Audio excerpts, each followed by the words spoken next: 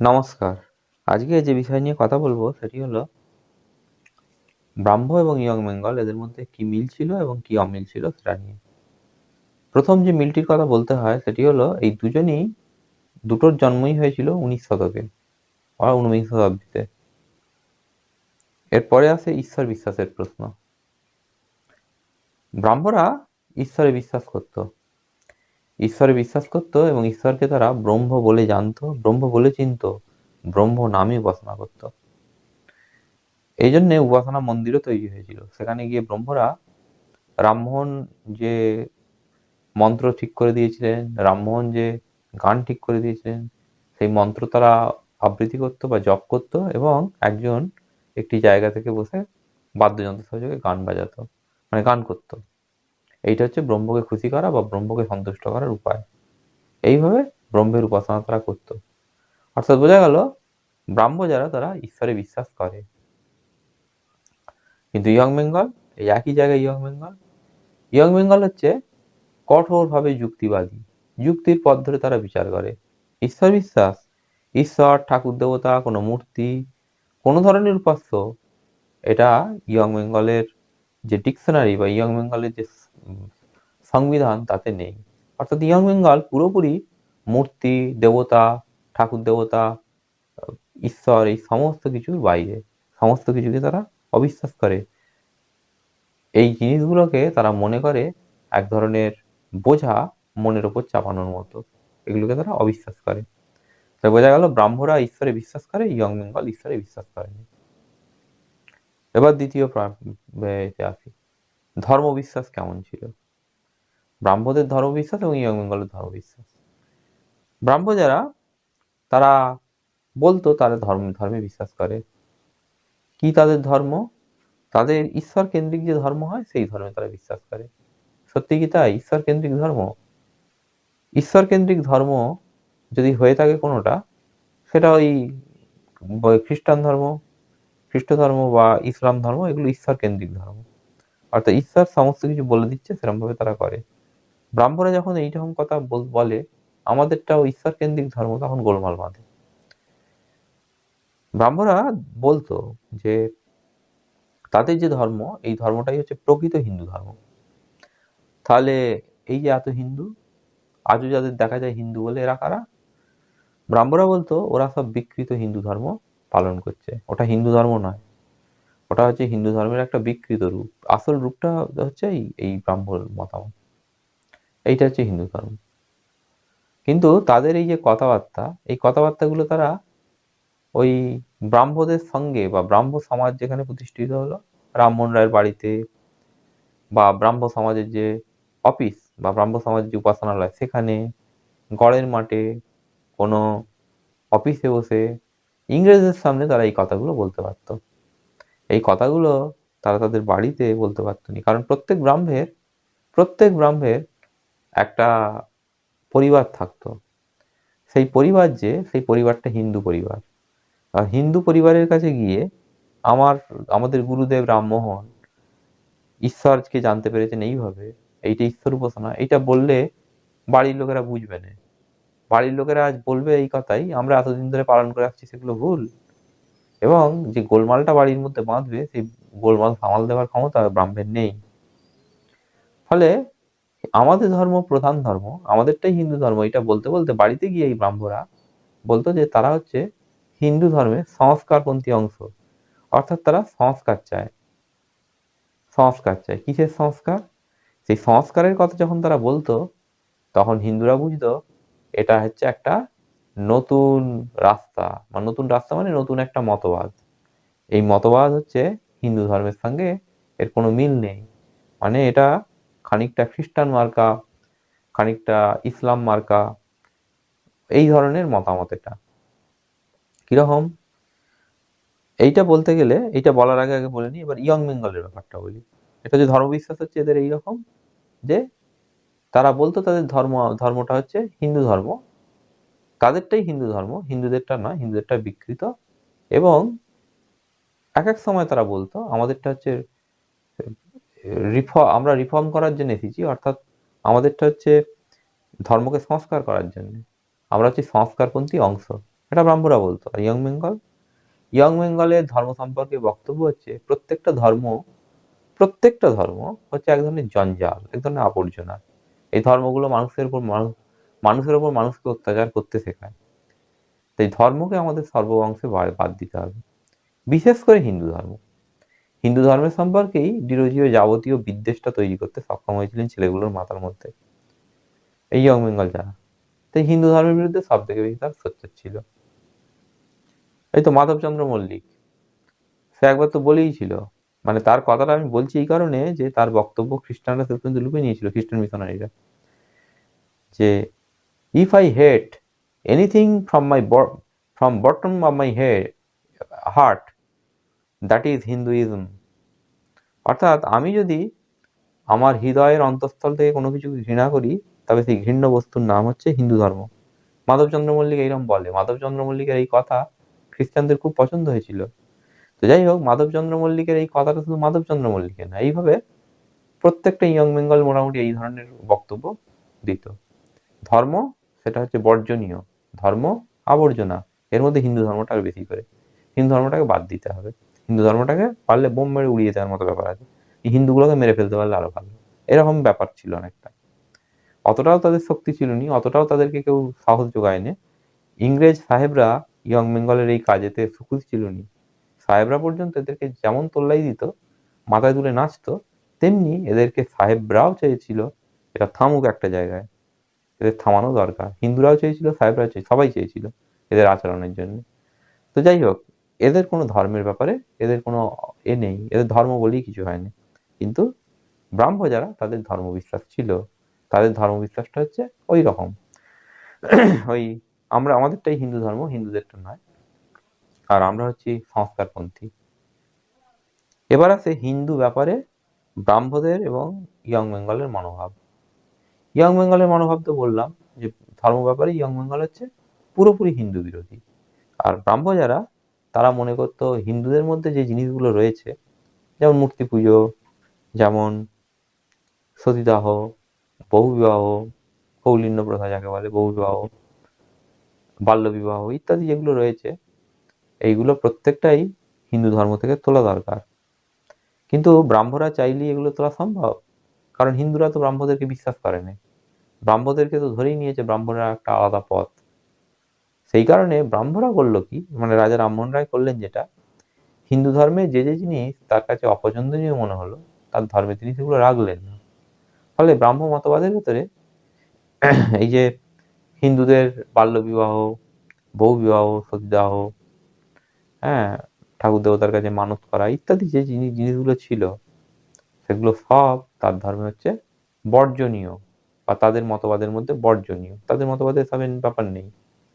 অপরপক্ষে খ্রিস্টানদের সঙ্গে ইসলামের মানে মুসলিমদের সঙ্গে মেলামেশার ফলে, বৌদ্ধদের সঙ্গে মেলামেশার ফলে রামমোহন রায়ের উপলব্ধি হয়েছিল কিছু কিছু জিনিস হিন্দু ধর্মে থাকার দরকার ছিল, যেটা নেই। কি সেই জিনিস?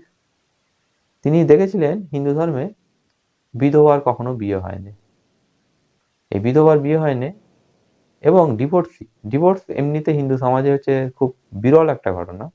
ডিভোর্স হিন্দু সমাজে খুব একটা সেকালে হতো না, তারপরও দু একটা ডিভোর্স হতো, এই ডিভোর্সি নারীরও বিয়ে হয়নি।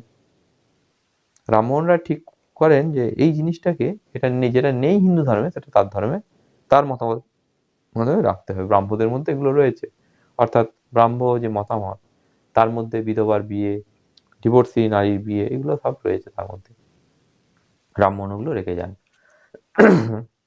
কিন্তু এরপরও কোনো ব্রাহ্ম জোর দিয়ে বলতে পারবে না, অন্তত রামমোহনের সময় বলা তার পক্ষে সম্ভব ছিল নি, যে রামমোহন তাদেরকে একটি পরিপূর্ণ ধর্ম উপহার দিয়েছেন। কারণ একটা ধর্ম শুধু কতগুলো কাস্টমকে নিয়ে হয়নি, এমন কিছু থাকতে হয় ধর্মের মধ্যে যেটার জন্য ধর্মটা সকলের কাছে গ্রহণযোগ্য হয় এবং ধর্মটাকে ধর্ম বলে পরিচিতি দান করা যায়। ব্রাহ্ম যে মতামত, এই মতামতের মধ্যে একটা ব্রাহ্ম কি করবে আচরণীয় বোঝা গেল, কিন্তু তার সমাজটা কিভাবে চলবে, তার পরিবারটা কিভাবে চলবে, শুধু এক ঈশ্বর বিশ্বাস করলেই হলো? একটা শিশু জন্মালো, একটা ছেলে হতে পারে, একটা মেয়ে হতে পারে, তার জন্মের পর অন্নপ্রাশনের বিধান ব্রাহ্মদের মধ্যে আছে কি? নেই। একটা লোক, সে বিয়ে করবে, ব্রাহ্ম মতে বিয়েটা কেমন করে হবে? একটা লোক মারা গেল, ব্রাহ্ম মারা গেল, তার সৎকার কিভাবে হবে? এ ব্যাপারে রামমোহন রায় কোনো গাইডলাইন দিয়ে যাননি। ফলে রামমোহন বেঁচে থাকতে বা রামমোহনের পরবর্তী কিছুকাল পর্যন্ত ব্রাহ্মরা পরিচয় দিতে পারতনি তারা তাদের ধর্মটা একটা ধর্ম বা তাদের মতামতটা একটা গ্রহণযোগ্য মতামত। তারা বলতো তারা ধর্মে আছে, আর তাদের এই ধর্মে থাকাটা দেখেই ইয়ং বেঙ্গল তাদেরকে বিদ্রূপ করত। ইয়ং বেঙ্গলের বিদ্রূপ ছিটকে যেত ব্রাহ্মদের দিকে। কিরম ভাবে ছিটকে যেত? ইয়ং বেঙ্গল বলতো যে তোমরা তো মোটামুটি সবই ছাড়লে, হিন্দু ধর্মে যা আছে সব বাদ দিয়ে দিয়েছো, ভালো মন্দ বিচারের ব্যাপার নেই, সব বাদ। তা সব যখন বাদ দিলে ঈশ্বরটাকে রেখেছো কেন? ওটাকে তুলে দিলেই তো মিটে যায়। এইটা বলে ইয়ং বেঙ্গল ব্রাহ্মদেরকে বিদ্রূপ করতো হাফ লিবারাল বলে। হাফ লিবারাল মানে হচ্ছে অর্ধেক উদার, আর নিজেদেরকে তারা বলতো আমরা ফুল লিবারাল।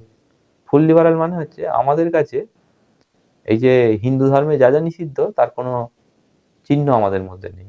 আমরা মদ খাই, হিন্দু ধর্মে যে মাংস খেতে বারণ তাও আমরা খাই, হিন্দু ধর্মে যা যা করতে বারণ ডিরোজিও আমাদেরকে মোটামুটি সবই শিখিয়ে দিয়েছে, আমরা সুযোগ পেলে সেগুলো সব করব।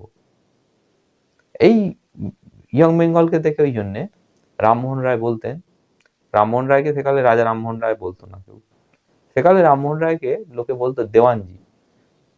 কোনো এক জনৈক ব্যক্তি রামমোহন রায়কে বলে, দেওয়ানজি দেখেছেন দেখেছেন ছেলেগুলো কিরকম নাস্তিক হয়ে উঠেছে। রামমোহন রায় এদের ব্যাপারটা জানতেন, এদের কথাবার্তাগুলো সবই তিনি শুনেছেন। তিনি বলতেন এই নাস্তিক হয়েছে তো জন্তু হতে বেশি সময় লাগবে না। ফলে দুজনের মধ্যে ঠিক এইরকম সম্পর্ক ছিল। অর্থাৎ সামাজিক কাঠামোর দিক দিয়ে বা কোনো কিছুর দিক দিয়ে ব্রাহ্মদের মধ্যে সমালোচনা যেমন ছিল, ব্রাহ্মরা একটা পথ দেখানোর চেষ্টা করেছিল, ইয়ং বেঙ্গলের মধ্যে এই পথ দেখানোর ব্যাপার নয়, ইয়ং বেঙ্গলের মধ্যে একটা জিনিসই ছিল, হিন্দু ধর্মটাকে হাতির পা দিয়ে যেমন করে চেপে দিলে কোনো কিছু নষ্ট হয়ে যায়, হিন্দু ধর্মটাকে পুরোপুরি নষ্ট করে ফেলতে হবে, ধ্বংস করে ফেলতে হবে। হিন্দু ধর্মের কোনো অস্তিত্ব রাখা যাবে না। হিন্দুদের প্রথা সম্পর্কে তাদের বক্তব্য হচ্ছে ওই প্রথাগুলোই হচ্ছে হিন্দু ধর্ম, আদপে হিন্দু ধর্মের কোনো অস্তিত্ব নেই। এই হচ্ছে ইয়ং বেঙ্গলের মতামত। এবার আসি সামাজিক প্রেক্ষাপটের প্রশ্নে। সামাজিক প্রেক্ষাপট, সামাজিক প্রেক্ষাপটকে আমি দুটো দিক থেকে বলবো। একটি দিক হচ্ছে টাকা কড়ি বা অর্থের দিক থেকে, আরেকটি প্রেক্ষাপট হয় সেটা বলবো, এই ভিডিওটি বলবো। ব্রাহ্ম যারা তারা এসেছিল সমাজের উঁচুতলা থেকে, উঁচুতলা মানে হচ্ছে হিন্দু সেই সব বাড়ি থেকে যাদের হাতে প্রচুর টাকা, যারা কয়েক পুরুষ ধরে টাকার উপর বসে খেতে পারবে বা টাকার উপর বসে থাকতে পারবে, এত পরিমাণ টাকার মালিক। রাজা রামমোহন রায় বিপুল টাকার মালিক ছিলেন। রামমোহন রায়ের বন্ধু, নিকট বন্ধু দ্বারকানাথ ঠাকুর, তিনিও প্রচুর টাকার মালিক ছিলেন। দ্বারকানাথের পুত্র দেবেন্দ্রনাথ, তিনিও প্রচুর টাকার মালিক ছিলেন। মথুরানন্দ মল্লিক, তিনিও প্রচুর টাকার মালিক ছিলেন। কালীনাথ রায়, তিনিও প্রচুর টাকার মালিক ছিলেন। রাজকৃষ্ণ সিংহ, তিনিও প্রচুর টাকার মালিক ছিলেন। আর ওই যে প্রসন্ন কুমার ঠাকুর, উনি একটা কাগজ চালাতেন, কাগজটার নাম হচ্ছে রিফর্মার, উনিও প্রচুর টাকার মালিক ছিলেন। ফলে ব্রাহ্ম যারা ছিল তারা প্রচুর প্রচুর টাকার মালিক ছিল।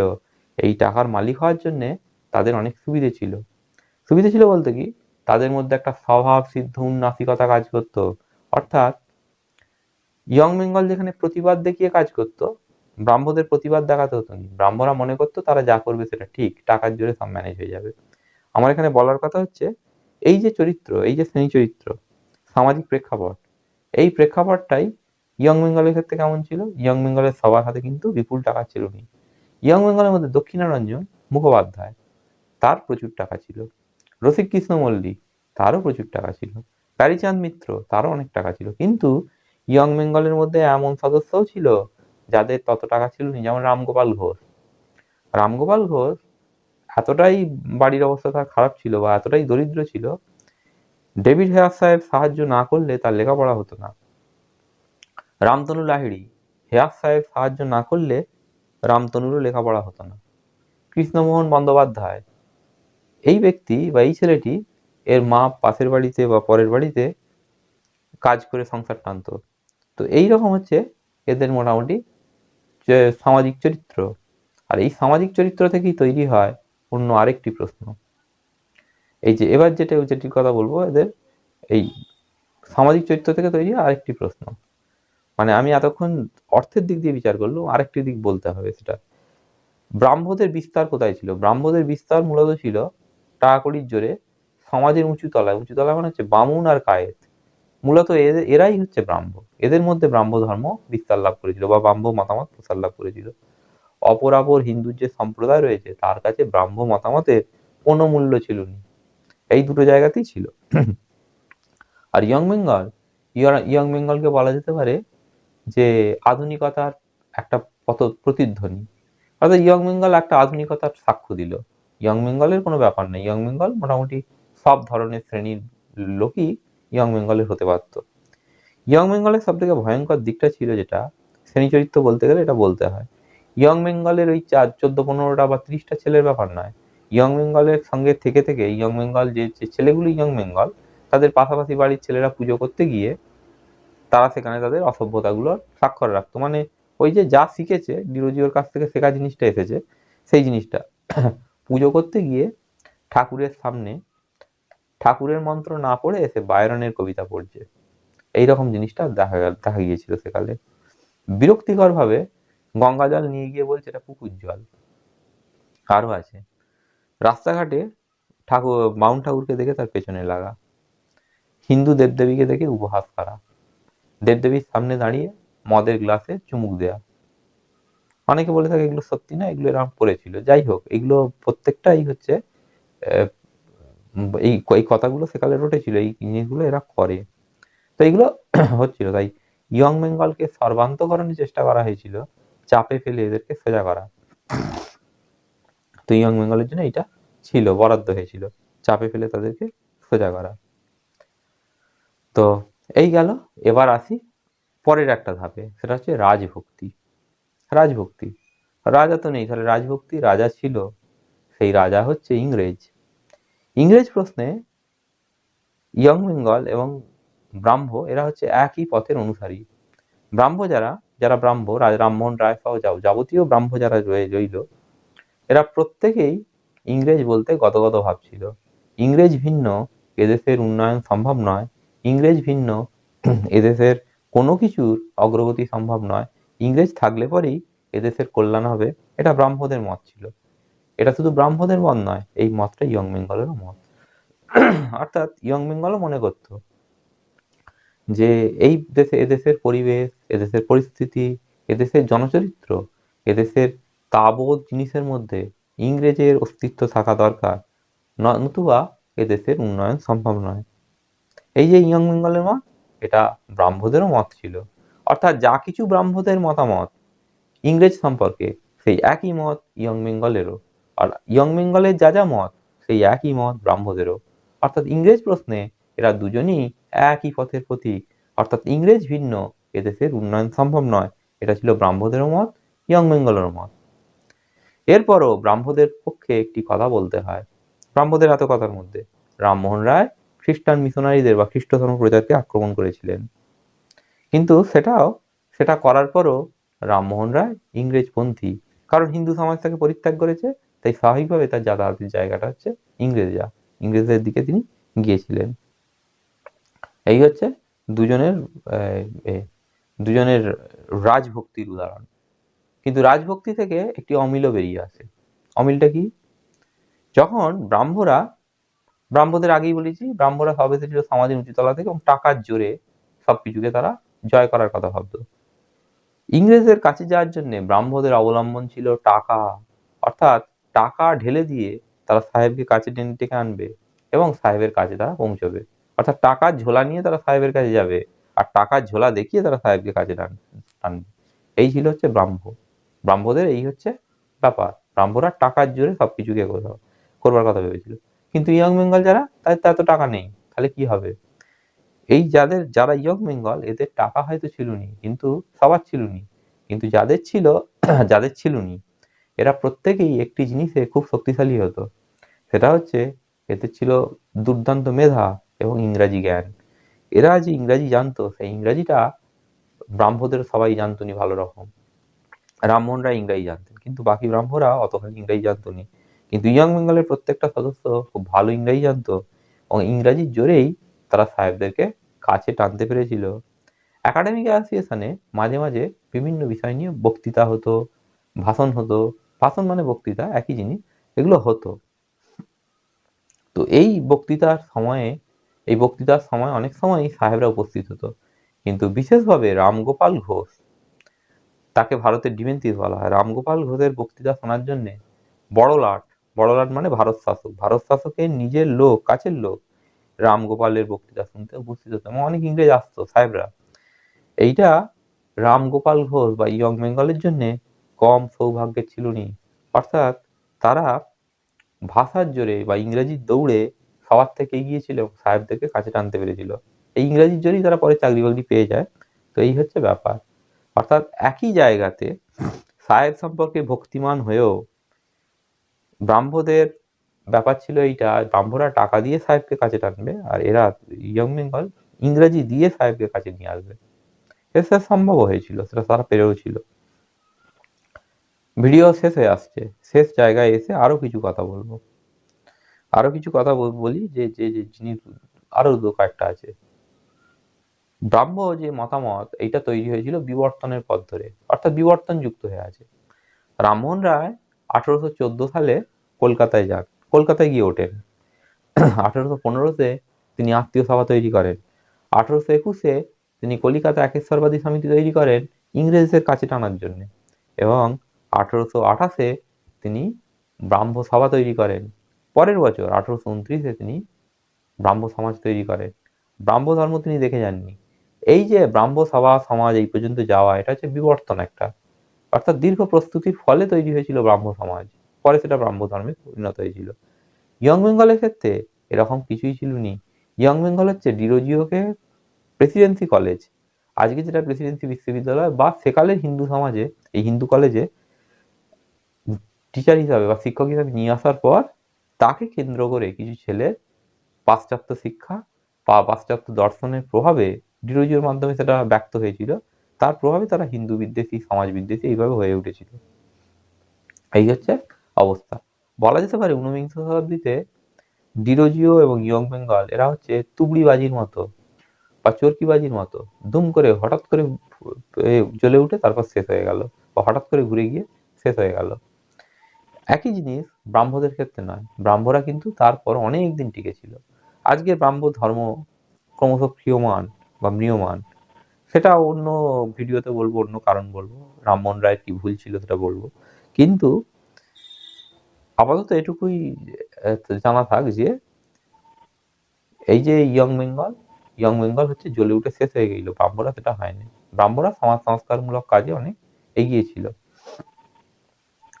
তো এই হচ্ছে এদের ব্যাপার। কিন্তু এখানেই জিনিসটা শেষ হয়নি, শেষ হতে আরেকটু বাকি আছে। ব্রাহ্মরা খাদ্যের ব্যাপারে রামমোহন রায় ব্রাহ্মদের গাইডলাইন তৈরি করে দিয়েছিলেন। সেই গাইডলাইনের বাইরে গিয়ে ব্রাহ্মরা কিছু করবে না। সেই গাইডলাইনে যেই বলা আছে খাদ্যের ব্যাপারে কোনো বিধিনিষেধের দরকার নেই, এটা করা হয়েছিল শুধুমাত্র সাহেবদের সঙ্গে মেলামেশার জন্য। ব্রাহ্মরা নিজেরা কোনোদিনই নিষিদ্ধ মাংস ভক্ষণ করত, সাহেবদের সঙ্গে মিশতে গিয়ে তাদেরকে কখনো কখনো এগুলো খেতে হতো। ইয়ং বেঙ্গল সেখানে প্রতিবাদ স্বরূপ এই মাংস খেয়েছিল, কিন্তু সেটা খেয়েও তাদের মধ্যে এই মাংসের প্রতি যে ভালোবাসা তৈরি হয়েছিল এমন না, শুধু একজন বাদ দিয়ে। সেই একজনের নাম হচ্ছে রাধানাথ সিকদার। এই ব্যক্তি শেষ দিন পর্যন্ত এই মাংস পছন্দ করতেন, এবং তা থেকেই তার একটি রোগ হয়েছিল, তাতে তিনি মারা যান। তো এই হচ্ছে এদের দুজনের মধ্যে মিল অমিল যা বলা যায় তাই। এবারে শেষ লাইন হচ্ছে এইটা, ব্রাহ্মরা যতই নিজেদেরকে সংস্কারপন্থী বলুক, ব্রাহ্মরা শেষ পর্যন্ত একটি দল হিসাবে বা একটি মতামত হিসাবে রয়ে যায়। আজও ব্রাহ্ম আছে, দিল্লিতে আছে, কলকাতায় আছে, ঢাকায় আছে, পূর্ববঙ্গের ঢাকা বা বাংলাদেশের ঢাকা আছে। তাদের মধ্যে কেউ কেউ আজও বলে আমরা ব্রাহ্ম, আমরা হিন্দু নয়। কিন্তু ইয়ং বেঙ্গলের আর কোনো অস্তিত্ব নেই। ইয়ং বেঙ্গল হিন্দু সমাজের সঙ্গে মিশে যায়। ইয়ং বেঙ্গলের হিন্দু সমাজের সঙ্গে মিশে যাওয়া শুরু হয়েছিল ডিরোজিওর অবর্তমানে, অর্থাৎ ডিরোজিও চলে যাওয়ার পর থেকেই এগুলো শুরু হয়। এই ডিরোজিওর শিষ্যরা বা ইয়ং বেঙ্গল কতটা হিন্দু ধর্মের সঙ্গে মিশেছিল, বেশিরভাগই হিন্দু ধর্মের সঙ্গে যায়, কিছু ব্রাহ্ম আর কিছু খ্রিস্টান হয়। কিছু খ্রিস্টান বলতে খুবই কম, বেশিটাই হিন্দু। কতটা হিন্দু হয়েছিল সেটা বলতে গেলে প্যারীচাঁদ মিত্রের কথা বলতে হয়। প্যারীচাঁদ জীবনের প্রথম ভাগে বা জীবনের মধ্যভাগেতে তিনি সতীদাহ সম্পর্কে যে মতামতই প্রকাশ করে থাকুন, বিধবা বিবাহ সম্পর্কে যে মতামতই প্রকাশ করে থাকুন, যতই বিদ্যাসাগর মশাইকে সমর্থন করে থাকুন, জীবনের শেষ ভাগে বা জীবন সায়ান্নে উপনীত হয়ে তিনি বলতেন, সতী নারী কি দ্বিতীয়বার স্বামী গ্রহণ করতে পারে বিধবা হওয়ার পর? তিনি বলতেন, সতী যে হয় তার মর্যাদা অনেক বেশি, সে তার সমস্ত কুলকে ধন্য করে। এইগুলো এর মুখ থেকে বেরোতো, প্যারীচাঁদের মুখ থেকে। প্যারীচাঁদ এখানেই শেষ নয়, তিনি আগে যা খেয়েছেন শেষ জীবনে পরামর্শ দিতেন হিন্দুর ছেলেকে, যবন ভোগ্য আহার কদাচ হিন্দুর ছেলে গ্রহণ করা উচিত নয়। এই একই অবস্থা হয়েছিল দক্ষিণারঞ্জন মুখোপাধ্যায়েরও। দৃঢ়জোর অবর্তমানে তিনি কপালে তিলক টেনে পরম বৈষ্ণব হন, গঙ্গা জলের পবিত্রতায় বিশ্বাস করতে শুরু করেন এবং ব্রাহ্ম সম্পর্কেও তার ধারণা খানিক পাল্টাতে থাকে। মাধবচন্দ্র মল্লিক, যিনি বলতেন, if I hate anything bottom of my heart, that is Hinduism. অর্থাৎ আমি যদি আমার হৃদয়ের অন্তঃস্থল থেকে কোনো কিছুকে ঘৃণা করি, তাহলে সেই ঘৃণ্য বস্তুর নাম হচ্ছে হিন্দু ধর্ম। সেই মাধবচন্দ্র মল্লিক বাড়িতে বড় করে দুর্গাপুজো করতেন। রসিককৃষ্ণ মল্লিক, এই ব্যক্তি ওই একই রকম ভাবে ঈশ্বর নেই হ্যান ত্যান এসব বলে শেষ জীবনে বলতেন, না ঈশ্বর আছে, আমি হিন্দুর মতো করে বা খ্রিস্টানের মতো করে ঈশ্বর বিশ্বাস করিনি, আমি আমার মতো করে করি। তো এইভাবে মোটামুটি সকলেই হিন্দু ধর্মের সঙ্গে মিশে যান, এদের আর অন্য অস্তিত্ব খুঁজে পাওয়া সম্ভব নয়। ধন্যবাদ। আজ এই পর্যন্তই। কাল আসবো একটি নতুন ভিডিও নিয়ে।